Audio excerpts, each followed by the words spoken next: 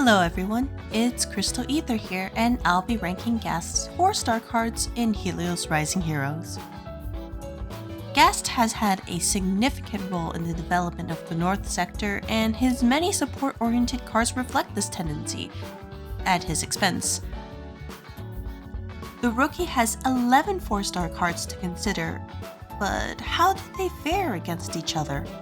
Well, if you're a fan of Gast, stick around to see how I go over each of his rarest cards in the roster. Only the 4-star cards released up to this point will be considered, as usual, and will be ranked at max limit break potential. Rankings follow the on-screen rules, and will only be tiered for that character only. An S-tier Gast is not always superior to an A-tier Marion, despite the fanfictions. And as a friendly reminder, these rankings should not be taken as an absolute, nor is there a significant difference between cards within the same tier.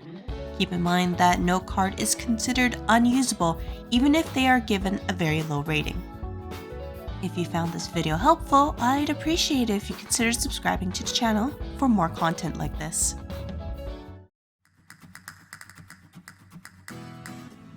The first anniversary version of Gast makes his way to S tier as he trades breadth for depth. That is to say, while this card buffs less stats compared to modern buffers, first anniversary Gast has stronger stacks on his buffs per application. His damage buff against bleeding foes is the best point about this card, as they are much less common than basic stat buffs and are more efficient in elevating damage potential, let alone that it's an uncommon level 2 buff. The second passive on this card isn't as useful as an attack buffing passive due to how boss battles are turn limited, but a 20% defense against brave bosses isn't bad to have.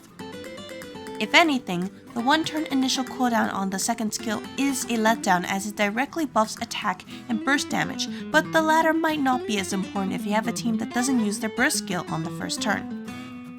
Valentine's Gast is one of the only DPS cards in Gast's current 4-star roster with buffs and core offense stats alongside the soul mechanic to amplify his damage output.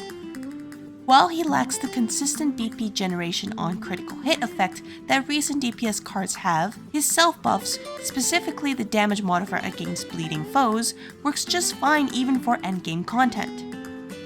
The only noticeable drawback with using this Gast is the BP generation on his first skill, as 10% gauge at max limit break is too small to be significant. But obtaining 20% at Brave Soul level 5 takes too long for 10-turn boss fights, such as survive bosses, assuming there isn't a gimmick to take advantage of. Otherwise, for Gast cards, his Valentine's version is at the top for a DPS role, and none of his other DPS cards come close to matching its performance. It wouldn't be a video session from me if the second anniversary cards aren't in S tier and Gast's version does not disappoint. His skill set leans mainly towards a support role, but his burst skill and cool soul effects means he can dish out some notable damage too. The 1-turn initial cooldown on his second skill is the only nitpick I have for this card, which is the same issue I have for his first anniversary card. The skill buffs critical rate and critical damage, but it's not an issue severe enough to undermine second anniversary Gast's capabilities. Flamenco Gast came at a weird time in the game, but this stylish dancer can sweep foes off their feet in a storm of blood. Well, it's not that dramatic, but this Gast's burst skill scales off the number of bleed debuffs the foe has. And even at 0 application, it hits just as hard as any other basic 4-star card with a massive modifier. The catch? Gast can only rack up the bleed stacks if the foe with the debuff is hit by skill damage. While he can inflict skill damage with his first skill while also applying attack buff stacks to himself, having more sources from other team members is welcome to speeding up clear times. Flamenco Gast appreciates any buffs to help him dish out more damage, but he works well on his own. Just don't assume he'll be at the top of the DPS rankings with just his base kit. Gast from the Golden section is his most recent card in his hero roster, and it does a great job in supporting allies as a welfare card. While most of his stackable buffs are level 1, Idle Gast has a level 2 critical damage buff that's otherwise only available on his second anniversary card within his roster list. His flat critical buff is weak at only 20%, but the 75% uptime is a surprise for being free. However, idle Gast's link partners aren't part of North, so it will be difficult to slot in any of them except for Akira, who has had past history of being paired up with Gast in previous events. For welfare, this card is good, but with Gast's many support-oriented cards, it'll have to settle for A. The initial 4-star version of Gast has fallen off with the card's long cooldowns and lack of support, but it still does a good job in filling up allies' burst gauge by 30% at max limit break. It can work for some setups that require this amount on turn 1, but otherwise this card has little to contribute outside of his link skill, as the BP regeneration buff isn't strong enough to compensate for the lack of offense buffs that modern supporters carry.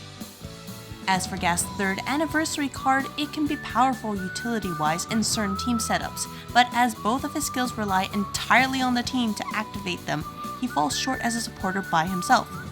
His bleed modifier is decent, but without other attack-related buffs like critical damage or burst damage up, using this commemorative card isn't typically worth the trouble compared to other buffers in Helios Rising Heroes.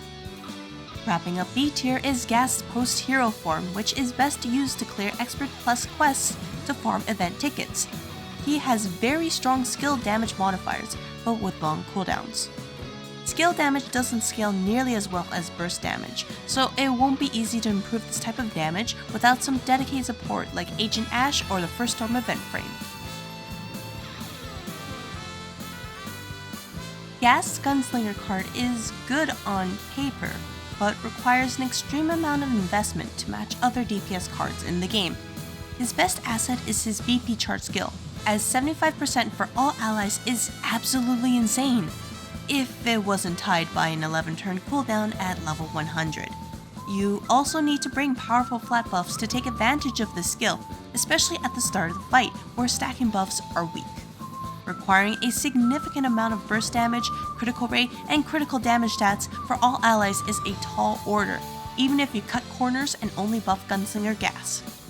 With a generic level 100 team, you'll likely be able to defeat any expert difficulty boss within the first turn, but Expert Plus bosses have too much HP to keel over in the first few turns without the help of event buffs.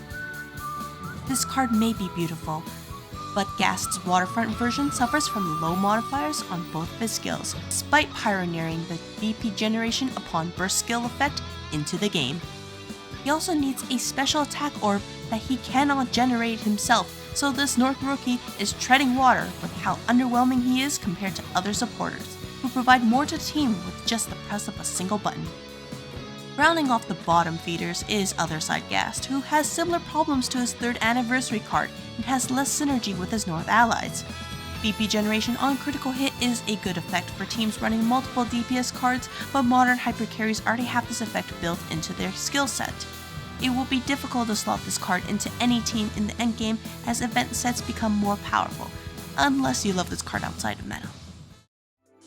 Gast has a place in the meta with his top-tiered cards, and even his A-tier cards have their own niches or perform well for being free. Adding on to that is his extensive frame library with plenty of powerful frames to support the team as a whole or the DPS himself, so he's viable in non-North teams if needed. Unfortunately, there must always be winners and losers, and for all of Gast's amazing high-tier cards, he has some horrendous flops to watch out for. Well, that's all for ranking Gast's currently available 4-star cards, and I hope it helped in deciding how to build your North teams. Hopefully, I'll see you all in the next video.